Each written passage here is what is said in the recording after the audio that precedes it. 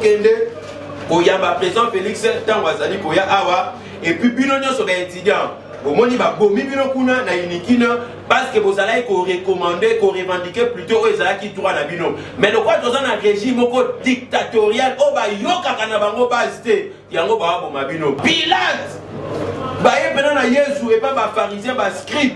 Balimba bamba Yesu ba Pilate ba to kende boite ba zana na base. Malgré que il n'avait pas respecté les mots d'ordre qui avaient été donnés. Et pas le président Tshisekedi dans le bail que non, Batunio so au babimi na IDPS comme député pour que de siéger dans le parlement. Maintenant faut la répondre na président Tshisekedi Etienne que na kenan ko consulter base dans l'ai. Ndeko o ndako ça la trahison ezali ndeko Martin Fayulu yende mutako trahi et puis Bemba de mutako trahi Moïse Katumbi bango nde ba ko trahir pourquoi? Parce que na article 2 il y a bango babongi saki o bango bakomaki balobi boy notre candidat Otozo Bimisa a kokende ba élection sans machine à voter a kokende ba élection soki kaka fichier électoral oyo ezali corrompu ezali juste je dirais réajusté ou modifié, vous comprenez un peu.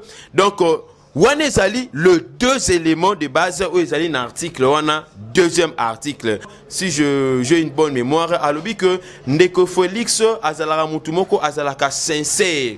Quand il parle avec sincérité. Et la sincérité à Ndeko Félix a manifesté que liboso Ndeko Fayulu a manifesté que liboso Yandeko Moïse Katumbi. Coucou, c'est Nathalie Makoma. Promo sur CPLA TV. CPLA TV Box est commis à 55 livres. Et encore plus, 10 jours gratuits. Et encore 15 livres par mois. Abonnement dans CPLA TV. Oh mon Dieu. En profitez. Boya, parce que promotion, les alignes de copier la moto. CPLA TV. Wow. It's the best. Nathalie Makoma, à bientôt.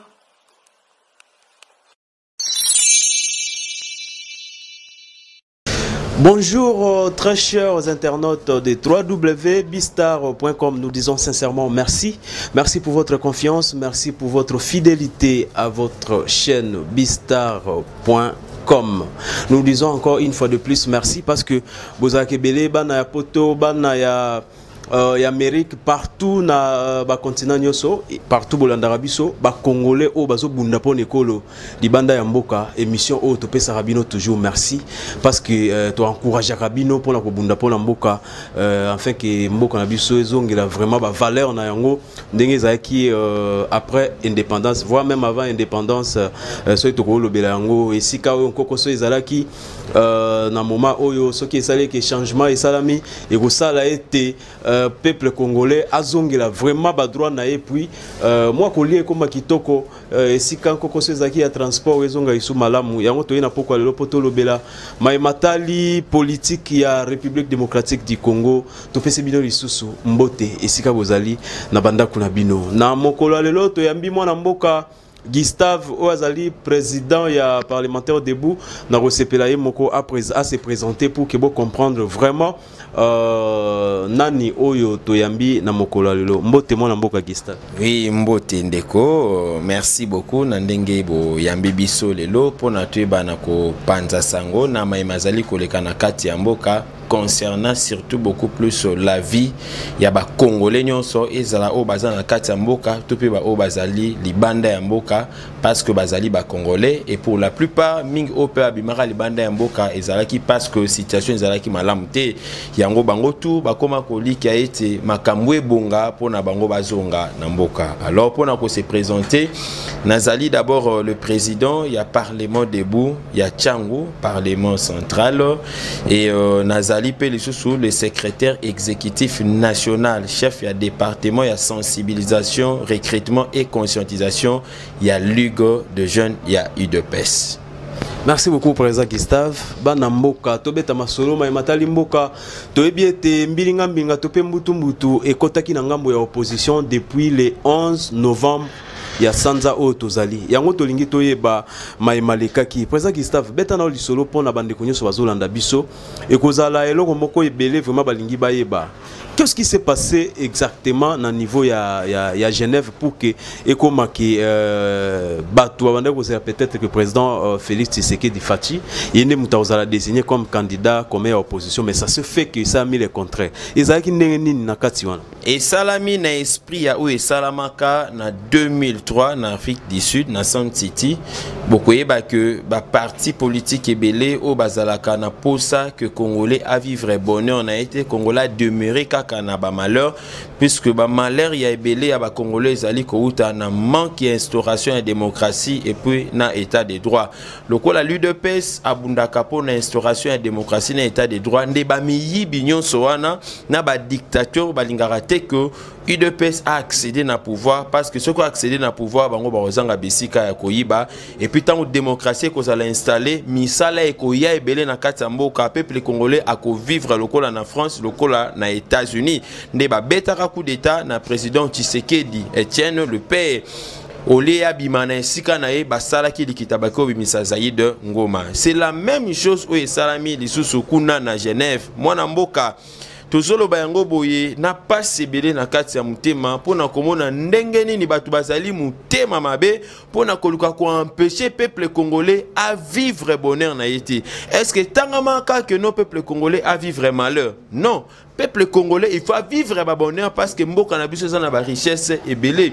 Mais za na batu oyo nzambe atinda bango pona baluka moyen ndenge nini bakoyi kobimisa mboka na biso na kati ya babuzoba nyonso wana nde tango bandeko bakendaki kuna na Genève. Avant Genève ezalaki na pré-Genève. Pré-Genève, là j'insiste sur ce qui s'est passé en Afrique du Sud. Il y a eu des compromis, il y a eu des paroles, il y a eu des critères. Il fallait qu'il y ait un salamaki na kati ya Afrique du Sud et ça la reproduit kuna na kati ya Genève.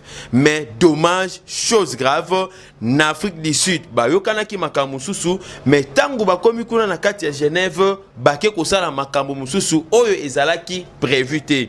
C'est ce qui a fait que tango makambwana eye ko salama na je dirais malignité ya ba ndeko mususu o tozalaki na bango entre guillemets ba mibenga ki juste ba opposant. Oui, moi je comprends aujourd'hui parce que sur otali ata na marche il y a le 26 oui ute ko salama le 26 septembre, vous allez vous rendre octobre plutôt, vous allez vous rendre compte que il y a eu le 26 bateau ba sala qui marche ba lui baza opposant, mais qui opposition na bango ezalaki pas contre le régime ya Kabila, mais qui opposition na bango ezali contre UDPS. Pourquoi? Parce que UDPS a pronara sur ba valeur yango bomona ki na banzembu na bango baemba ki na nzela bafinga ki ni machine à voter bafinga ki ni nanga mais ba iko finga UDPS. Nous avons compris que ces gens là bazala nde bato ba telemela ka UDPS pona a memamboka na kati ya bonheur te nde bakenda ki ko reproduire o ezala ki na kati ya mitema na bango pendant que tout le monde attendait voir moi Namboka Félix Tshisekedi partant bas critères, n'est-ce pas,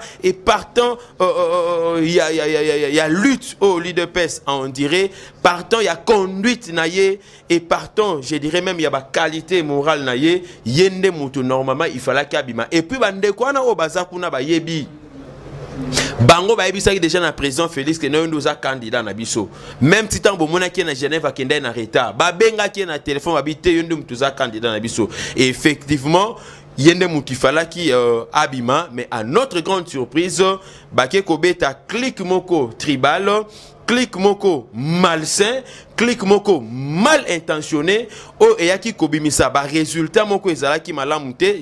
En passant d'ailleurs, je félicite un peu, je dirais la logique, l'esprit serein. Il y a moi Namboka Lutundu là, bien qu'il est parmi les gens qui ont légiféré la Constitution, qui nous pose des problèmes aujourd'hui. Mais na ba déclaration na otiko sala hier, si j'ai une bonne mémoire, à l'obi que Ndeko Félix azalara mutumoko azalaka sincère. Quand il parle avec sincérité. Et la sincérité, Ndeko Félix a manifesté qu'il y a Liboso Ndeko Fayulu, a manifesté qu'il y a Liboso Yandeko Moïse Katumbi. Vous êtes sans ignorer que à chaque fois que Ndeko Félix a bandai ko kanaba meeting, a bandai ko zangate, ko yebisa na bandeko oyo, bakangabi na boloko, ke il faut babima, pe ko lubakeno Ndeko Moïse Katumbi azonga. Parce que c'est qui parmi ba clé à sincérité yamaloba o yabimisaki. Mais à notre grande surprise ba saleli maele yamabe baké kobimisa ndeko Fayulu oyo a répondre na ba critère té puisque ba critère wana bango d'abord 6 nde ba comment parce que en Afrique d'ici le président Félix a quitté atinda qui représentant na ye ba critère ngo ezalaki nini parmi ba critère ezali juste au commun nango balobi que candidat na biso candidat o esengela bima il faut afanda d'abord na ba critère moko démographique. Quand je dis démographique, c'est-à-dire na o etali étendue nationale, il faut azala mutu azali na parti moko qui est populaire, il faut azala mutu oyo azali na ba député ebele ezala niveau national ezala niveau juste provincial et puis parti wana il faut ezala parti moko o eza reconnu o yebani na kati entendi nyonso ya République démocratique du Congo. Donc ce total kaka déjà na début ba critère wana il y a eu fausseté, il y a eu trahison et yango ekoki komema na mutu facilement à annuler juste un contrat parce que ça a été un engagement. Vous savez, l'engagement peut être conclu aujourd'hui mais ce qui après quelques minutes, quelques heures nous doit se rendre compte que non, l'engagement na ezala qui conclut selon le principe, il a la possibilité il y a quoi annuler. C'est selon les principes des droits civils des obligations, il a le principe d'annuler ces contrats. Est-ce que c'est pas la trahison ce que Félix Tshisekedi a fait? Non, ce n'est pas la trahison. Quand c'est retiré, ce n'est pas la trahison. Ndeko on a reçu la trahison ezali ndeko Martin Fayulu, yende mutako trahi et puis Bemba de mutako trahi, Moïse Katumbi bangonde ba ko trahir. Pourquoi? Parce que na article 2 il y a bango babongi saki o bango bakomaki balobi boy notre candidat o tozo bimisa akokende ba élection sans machine à voter akokende ba élection soki kaka fichier électoral oyo ezali corrompu ezali juste je dirais réajusté ou modifié, vous comprenez un peu. Donc wana ezali le deux éléments de base où ezali na article wana deuxième article. Alors le col biso leader peste aussi tolobaka que avec machine ou pas nous avons retiré notre signature parce que tout tolobaka avec machine ou pas mais tozo talande ndeko Martin Fayulu na clic oyo bazali il y a le 5 mousquetaires tozo senga na bango que bango bazonga te pona yo battre campagne bazonga nde ba bandambala moko ba marche ba kende ko beta nanga tika machine à voter nanga sa ba bulletin de vote parce que hier le secrétaire exécutif Yananga Lobiboé il est impossible d'écarter l'option de machine à voter. Donc c'est-à-dire nenge zaboye to kende ba élection na machine à voter sikonga na tuna Martin Fayulu candidat des invalidés parce que ça candidat comme un peu plété mais azali oui azali candidat comme un invalidé ba PCM mission oh ya bundela ba invalidé et Martin Fayulu n'est pas un candidat pour le peuple, il vient avec une mission précise bien détaillée. Il y a que tant à na pouvoir il ne va exercer les pouvoirs que 2 ans. D'ailleurs c'est une violation à la constitution et moi je me demande celui qui se dit être juriste, je suis pédagogue de formation, je suis passé au niveau supérieur, je fais l'option toujours pédagogique mais maintenant là je suis aussi juriste en formation et je me dis il me dépasse. Azana niveau musika, il y a droit à yeba yango kalavangai. Mais moi je me rends compte que le vieux peut-être un moko excès tant souci à moi mbato ya chopto tu as soupe. Et bon ça dit ça biloko. Voilà, président Gustave avant tout là qui déjà est l'okologi tout est banquier mode de désignation ezalaki nini bayokanaki ndenge nini d'abord avant que tout le monde niveau signature. Voilà, mode de désignation efandaki sur le consensus, c'est-à-dire que torofanda partait à bas critères nyonso o biso nyonso de définir ensemble ne torotala nani va répondre na bas critères wana ce total à répondre na bas critères wana ne to choisiriez to bimissier comme étant notre candidat commun. Mais dommage, et ça qui a monté de Moutou et Salamaki. Moi je me demande aujourd'hui, Fadenhouse, le vieux Martin Fayulu. Tu as dit que le nom de Kinshasa c'est au Nyo quoi, mais le ceux qui moutent à Nyo pour la vision de Kinshasa va marcher au banini et puis c'est une sécurité zali na niveau à Kinshasa na ba kuluna oyo le ya qui mouta yango pour maîtriser té et zali grâce il y a Martin Fayulu parce que après ça ka voix na ye kuna pour Kimbuta aïba na kobima gouverneur. C'était déjà les débuts de la trahison. Yango wana ayaki lisusu kosala yango. Moi je me dis parmi les critères qui posés na kati. Parti où eza na ba député Pelé Koleka, c'est lui de PES, suivi na UNC. Martin Fayulu n'a qu'un seul candidat député. Et puis candidat député, il y a Diembela, Yemoko Martin Fayulu, Yemondem Tabima est député. Parce que à Diembela, quand on a combattu à Tshisekedi en 2011, malgré qu'il n'avait pas respecté les mots d'ordre qui avaient été donnés, et pas le président Tshisekedi dans le bail que non, Batunyo so au Babimi na UDPS comme député pour que de siéger dans le parlement. Martin Fayulu a répondu à président Tshisekedi Etienne que n'a qu'un pour consulter base dans l'AI. Base qui pour consulter base il y a des personnes parce que Azala a voté dans la base de l'État, Azala a voté dans la base de l'UDPS. Lui n'avait pas de base. Et le lot a servi Bisso dans la l'élection. Donc je dis que monde il y a désignation et un candidat commun, bango ba bieza qui yango. Parce que si basala qui clique, bah yeba qui que le coup Félix avec machine ou pas, nous irons aux élections. Mais le coup la bango, bah oui, mais sa candidat pour la servir intérêt dans bango. Mon frère, je vous dis vrai. Les lois ont tiré une logique qui a respect à la constitution, à la loi électorale. Jean-Pierre Bemba Moïse Katoumi, bah on tirera jamais pour la candidat président. Alors, bah Luka qui moyenne, bah qu'on manipuler la personne qui est facilement manipulable parce qu'il n'a pas une base. Le lot on a dit ça au gouvernement les contrats na mona aide basé ba na mona ba ya MLC ba on est na télévision ba ça maquiller les bon kita bon que nous va Martin Fayulu na mona ba MLC ba et ça passe comme ça na base et ça problème et ça on a mutu ana bongo ana mutu plutôt bongo et ça te cerveau et ça on a mutu même tala kafumba kata na tono Mota na Katibwe, mais Président Gustave, non pas 24 heures, oui, parce que c'était hier et aujourd'hui. Président Félix a s'est décidé à retirer signature. Précieux les pays ma place.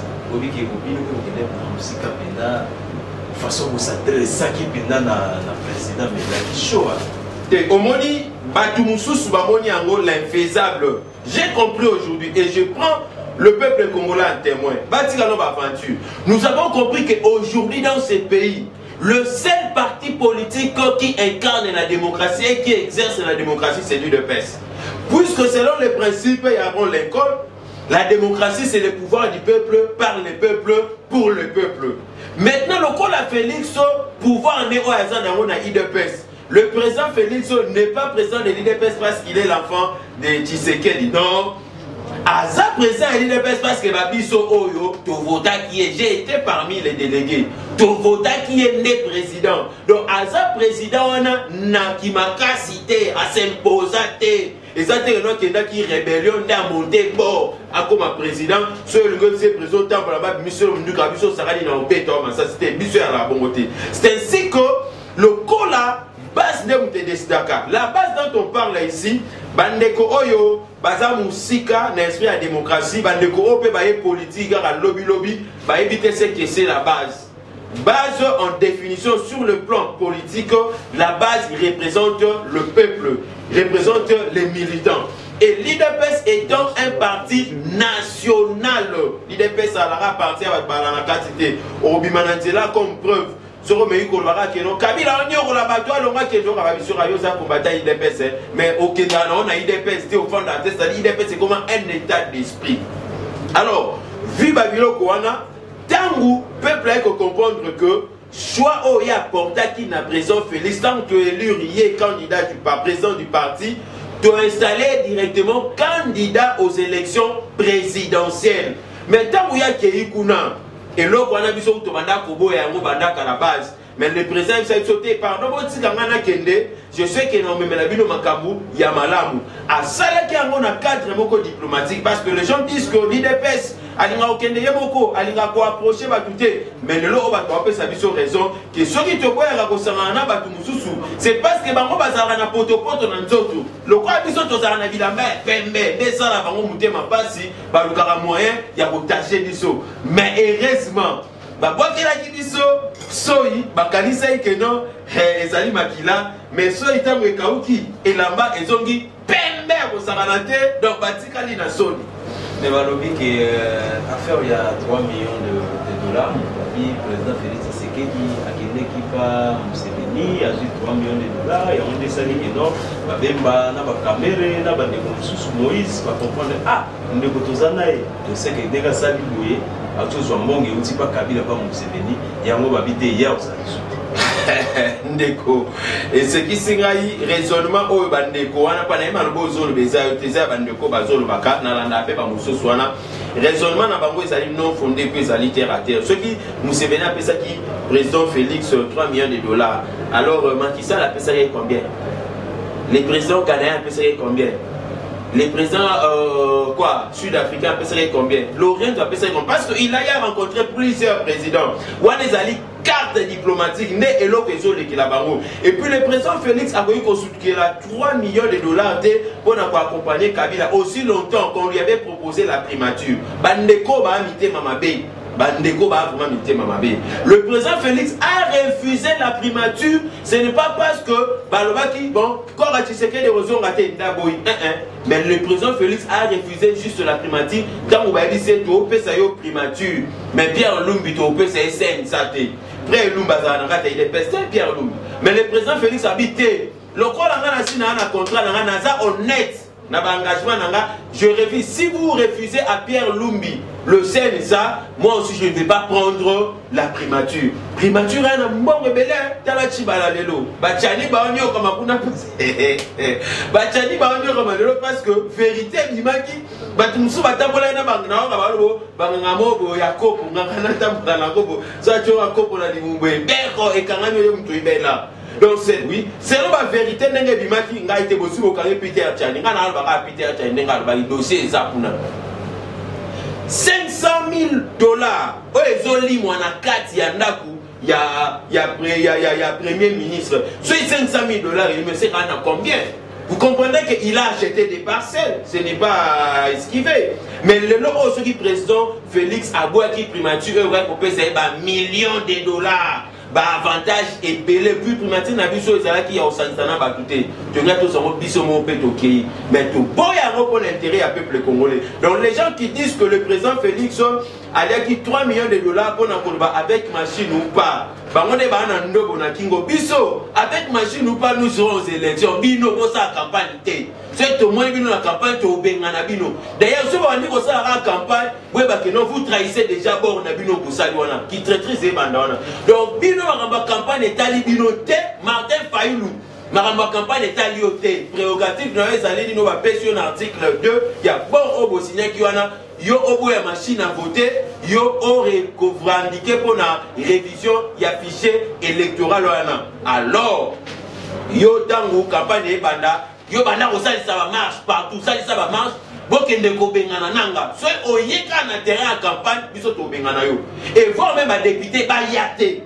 comprenez non regretter na mona ba député ba c'est ça ba dira ba dit ya ba élection ni élection to ke na machine à voter nanga pas encore nanga lobinga na oyiba nanga ba voix ba tuté na kabola ba voix ba tuté mutu soka zui voix na eka ba voix na ende na otia yango biso idepes vitesse ya osakanate parti mon côté o ya s'organiser na ba témoin ba musu ba so ba témoin ti le MLC na témoin te Fayulu base ku tu ya raté ye a ko défendre ko des fois parce que biso to sito préparer ba témoin na biso bien to kolande la ba voix na biso ya osakanate et puis nous sommes sûrs que nous allons remporter ces élections parfois Bachala, Bokamona, Bukakvekila.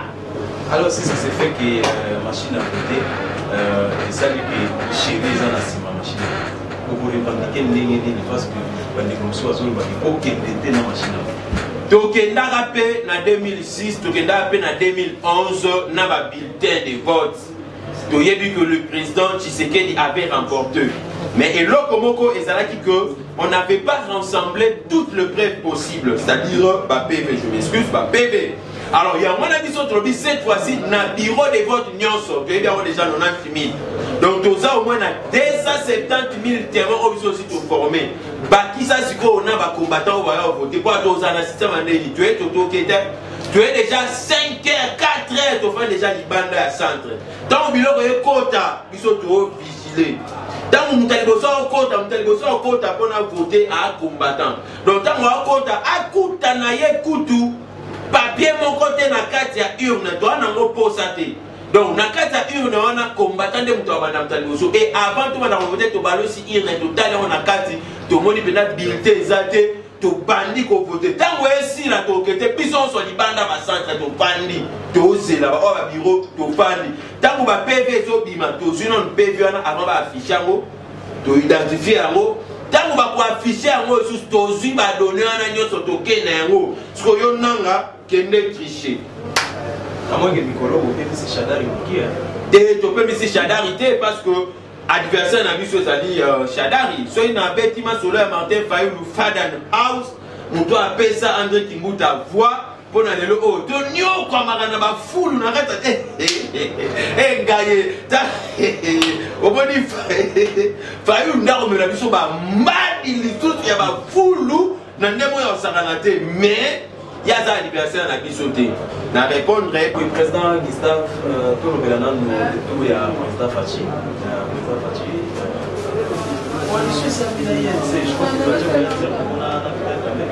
Bon, Koyan, c'est là encore jusque-là, n'a pas monté parce que les gens vraiment précis arrivé dans Bangomi Balé ensemble. Mais dis-moi, tu as vu qu'il y a une tractation. Hein, et tout ça là-bas. Bon, le coup là, les gens officiels, tu es vraiment contenir à 100%. Moi, tout le bélango vraiment exalité. Mais dis-moi, nous allons voyer ça. Na peuple congolais nyoso, vous allez qui dit baté, gongango o tukoki pour récupérer pouvoir na biso auto. Nyoka mela yango te impelé na nzela o ba bete la biso ba gaz, o ba pomé la biso o ba tumela biso lokola ba kamundele. Oh bah bomela yango ba tunaka sai na système ya kamona sans pour est écoute n'en parlons même pas. C'est le moment au biso tokoki koluka moyenini pour récupérer juste le pouvoir na biso. Le président Félix a aussi la calamité. Nous allons préciser la date parce que to limite to pesi lobby. Nous allons préciser parce que libanda na oye bisayo ba partenaire bazo ko ya rasio ko lokola mbula. Et ça ba mususu ba oye na écoute système ya moi si on a ya Bible wa ko parola Yesu ba parfait à parler mutu na makolo ne ba oye ba président Félix ba bien en tout cas boro betu na retirada wana donc échanger ba donner na ndenge moko ya kosakanate. Alors tellement que dans la carte il y a ba contact diplomatique. Né toujours d'abord on a noté vraiment parce que c'est prévu qu'il y a d'ici fin de semaine oyo mais total là à 2 jours peut-être il y a toujours mobilisé pour l'andara info pour l'andara info pour makamne l'état mola trouver ça que non aya lobby pour être na ya mbongo te o to ke do louer ba mituka o te to pesa ba mbongo ya c'est la mbongo to louer bato o mbelekete jazz rien donc c'est quand tu dis que non ko azoya lobby Yoko bungama déjà oya kuyamba yangwana tuana lo yembo o to beki no to yemba mukolo ana likambunde ya base ngaye base zo nyoko la batu ebi ke mikolo ata moi si so azana display ya bien olo ba ke no display habité maman uzana base bien et base ata na bible mato la bible nzambe pendale bisina mokili ke no nazo bomba mokili na mbula na mbula na kokoma mokili na mbula mais donc Noé a pêché au frère de mora bien nzamba tel kuna ni hote base nzamba bi a cherché décision Pilate ba yepena na Yesu et pas ba pharisien ba scribe ba limba bamba Yesu ba Pilate ba bi to kende boite bazana na base ya sangisi ba ko sa base habi bon base na otu na bino nde ba cause na Pilate na Yesu na bomana bataille biso tana posa lobiko Barabas a un poste à l'été pour la CPI, il y a Salumba Sodo. Abi, tiens, Barabas a un poste à Silangala. Biso, tu as un poste à Tobika, tu as un poste à Marambo et à Peto. Bomela biso Yesu wana o azama boko pembiana baka ye na ekulusu parce que biso Tobika makia na eko ya likolo na biso. Yesu ndela ni fayo. Oh, te, na so ba Yesu te Yesu maboko pembete comprendre que Yesu ndé amemela biso lobiko. Donc, c'est base. Et bon, il y a ramené le haut aux analobiques grâce à la base de biso aux analobiques. Alors, le peuple congolais, ça l'a super motivé, super mobilisé. Moulouba, Mungala, Mukongo, Muswahili, Muyaka, Mungwandi, Mundandi, Munanyoyo. Biso tout ba Congolais, toujours que de Koyamba, le président Félix. N'a pas parti politique, nyonso bolinga changement na kati ya mboka. Toujours que Koyamba, président Félix, tant wazali Koya Awa, et puis bino nyonso ba étudiant. Au moins, il va bomi bino kuna na inikina parce que vous allez recommander, revendiquer plutôt aux allez qui tournent à bino. Mais le quoi dans un régime dictatorial, oh bah yoka kana bango basté, yango ba bo mabino. Mais tout le président Félix Sanga Kota, le quoi la zamuta à la base. Félix, biso peuple na yo toko yamba yo, maboko pembe, fachie. Biso baze na yo toko yamba yo maboko pembe Félix biso peuple Congo toko yamba yo maboko pembe patia yo kakabaze patia yo kakabaze patia yo que la peuple patia za démocrate wana loembo toko yemba penza oyo fati ayo kakabaze et puis toko bakisa Congo, oyo ndemboka na biso Congo, muluba za Congolais Congo, mungala za Congolais Congo, muswahila za Congolais Congo, muyaka za Congolais Congo, Félix aza Congolais Congo, Yachichi aza Congolais Congo,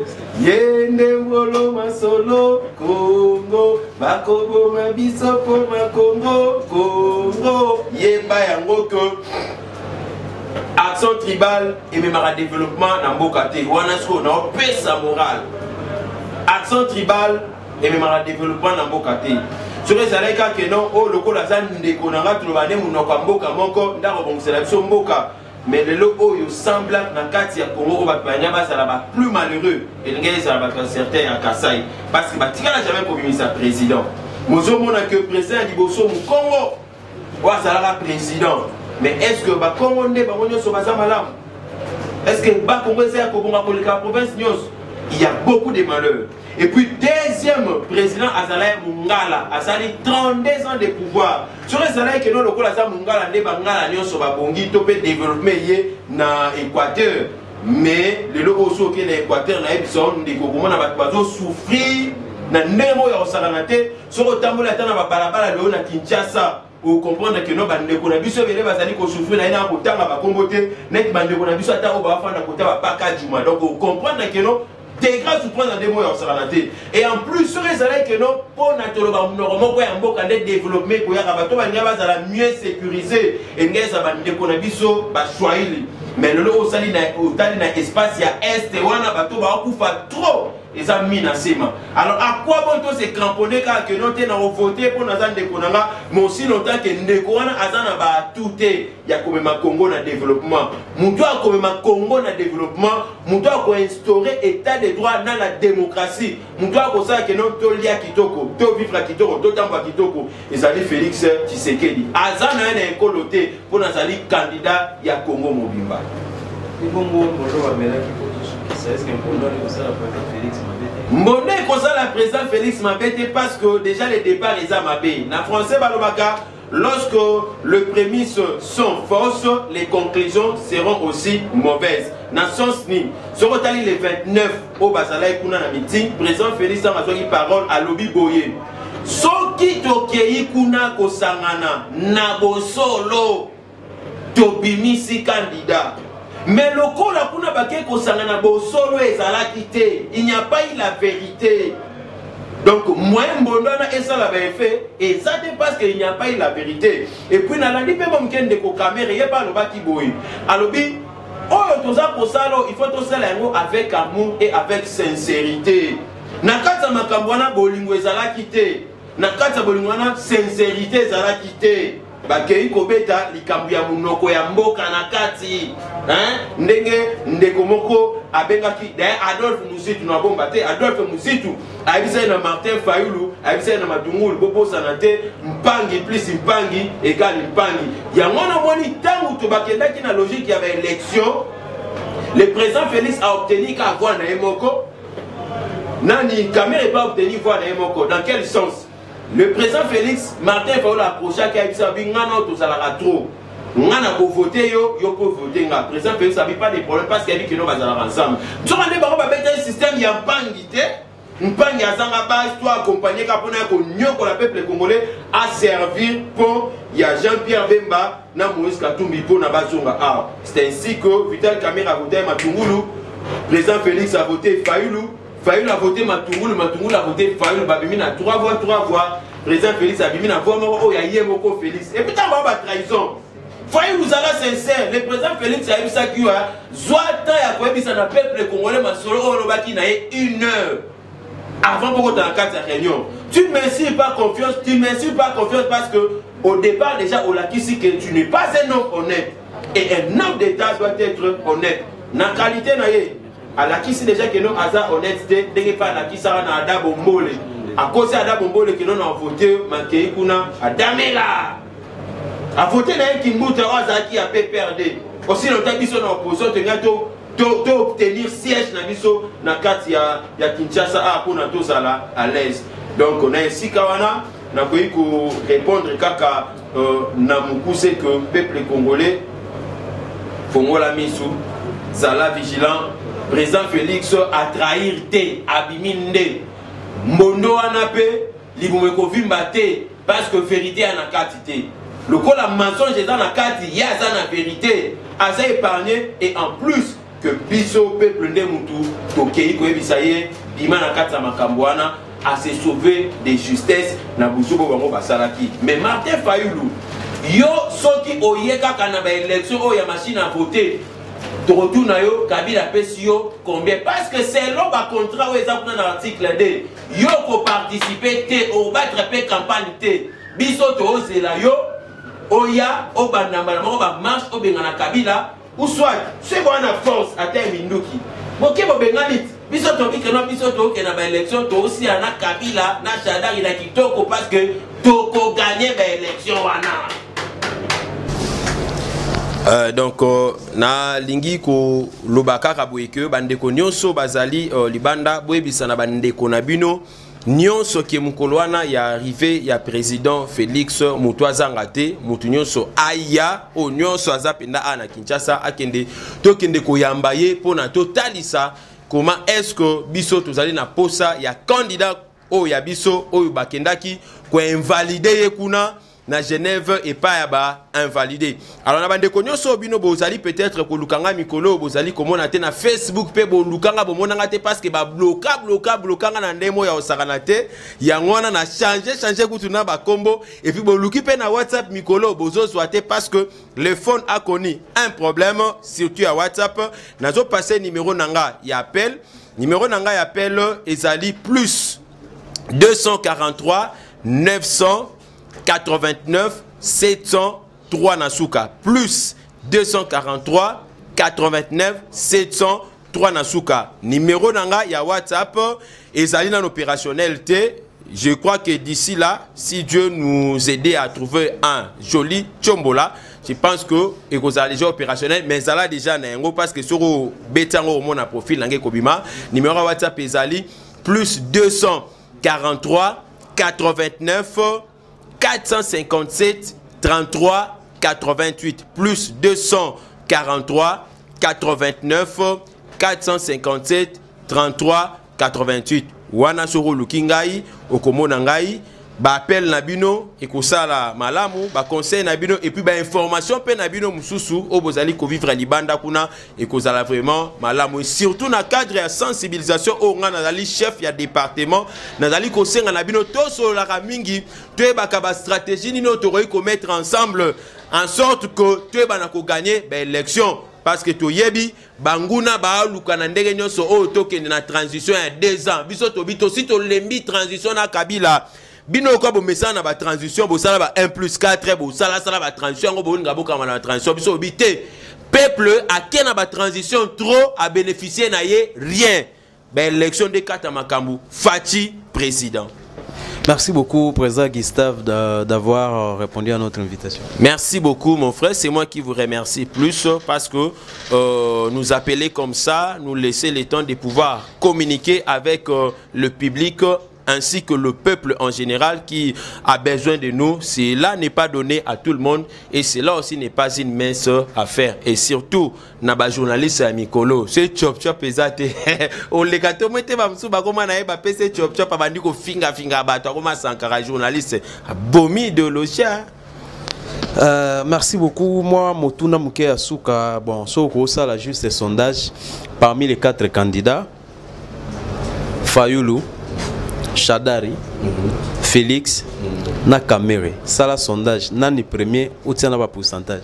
Te nazoe bisayo sondage d'abord, il y a liboso nena se référé mke na sondage Bercy parce que yango ezala institution ya makasi o epesa biso ba sondage mais na mikolo kwa date to ke na ba élection sondage wana en tout cas nga nazo pesa biso IDPS toza na 55 na sondage wana to na 55 UNC ya Vital Kamere bango vraiment bazali na 25 donc epesa biso déjà 80.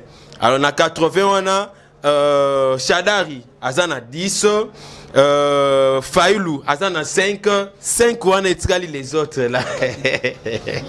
Moko kuta Kimina stade o nga soki nani o senga nga Peter Pan o ya dessin animé na o nga Peter Pan nga Peter o nga na ya na stade mbanga ebele ya na stade matose tulie o mususu yake o tenga o nga soki 7 o nga soki 8 o nga soki 7 mikuni o senga 8 nani akomi kolobote senya fanda nanu apesa biso ata 2 mois 3 mois 4 mois parce que processus ces malamu tendeko tu dois réfléchir hein? On doit être aussi rationnel parce que tu es un intellectuel non quand tu dis que le processus n'est pas correct qu'on te donne 3 mois 4 mois même si on te donné 4 mois ou 3 mois le processus ne serait pas toujours correct o yaki non pour nos candidats au parce que yebi tu as été envoyé dans le groupe ya majorité pour na ko embryer mais ce que bino boye na embryer ma biso beto embryer bino ya makasi beaucoup tani na béton base bétonné longue. Merci beaucoup très chers amis internautes, nous sommes pratiquement à la fin de notre émission. Nous disons vraiment merci pour votre confiance, merci pour votre fidélité na chaîne Nabiso Bistar Télévision. On se retrouve prochainement mais avant tout pour permettre quand même de remercier toute la grande équipe il y a Bistar TV et Bistar Concept. Là je vois aussi notre ami Jancy Mayo. Et le bas gloire que notre roulier on est na mikate, to peut roulier on a spaghetti. Jancy Mayo, ba salutation mingi pa na yo. Te remercie aussi Kelly Lokasso, Lokassa, hein? Kelly Lokassa. Vraiment merci beaucoup Kelly pour la moussala. Gloire Mbongo, Bambonge Belé. Pourquoi pas aussi Rosette. Moi c'est à Pembe. Rosette Landou. Vraiment merci beaucoup. Un grand merci aussi Nabos, Madame Béni. Là où vous vous retrouvez, nous disons sincèrement merci pour tout. Merci pour la courage pour la Moussala. Merci pour le soutien par rapport à la Moussala. Merci Mingi. Tukutani prochainement. Bananyo so mboka to esi bino tebo telema. Moment où ekoki déjà. To bunda pour que mboka na biso ezonga na état de droit. Ezala nani oba ko voter nga na ko pesa position na ngate mais mboka na biso ezonga na respect o ezalaki to ka masolo que non à l'époque bat Afrique d'ici de banda ya traitement na RDC maka mwana nyoso ezonga. Vraiment merci beaucoup. Merci président Gustave pour répondre à l'invitation Nabiso. Merci aussi Nabino à très chers internautes au Bolanda Rabiso partout dans le monde. On se retrouve prochainement. D'ici là, portez-vous bien. Salut tout le monde du nouveau sur Bistar TV. Tu es juste pour les saluer au nom. Makambwasika dans la carte il y a Bistar TV, l'immeuble il y a Botour local 16 Mikolo. On se retrouve na Botour local 16 Toza Mikolo Bistar Concept. La carte il y a Bistar Concept nous les avons. Vous allez dans le studio où il faut permettre de donc tout ça la location.